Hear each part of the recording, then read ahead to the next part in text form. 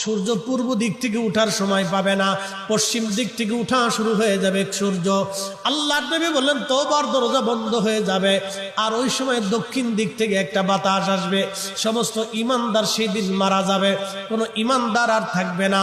আল্লাহকে আল্লাহ বলে ডাক দেওয়ার মতো কেউ থাকবে না। আল্লাহ ইসরাফিলকে বলবেন, ইসরাফিল সিংহায় ফুঁক দাও। আল্লাহর এই ফেরেশতা সিংহা হাতে নিয়ে মুখের কাছে নিয়ে আল্লাহর আরশে আল্লাহর দিকে তাকায় থাকে, একটা সেকেন্ডের জন্য এদিক আর ওদিক করে না। কখন রব হুকুম দিবে সিংহায় ফুৎকার দেওয়ার জন্য, যখন সিংহায় ফুৎকার দিবে, কুরআন বলতেছে ইদাস সামাউল ফাতারাত, আকাশ ভেঙ্গে ভেঙ্গে ভেঙ্গে ভেঙ্গে পড়তে থাকবে। ওয়া ইদাল কাওয়াকিবু তাসারাত, সমগ্র নক্ষত্রগুলি ভেঙ্গে ভেঙ্গে ভেঙ্গে ভেঙ্গে পড়তে থাকবে। ওয়া ইদাল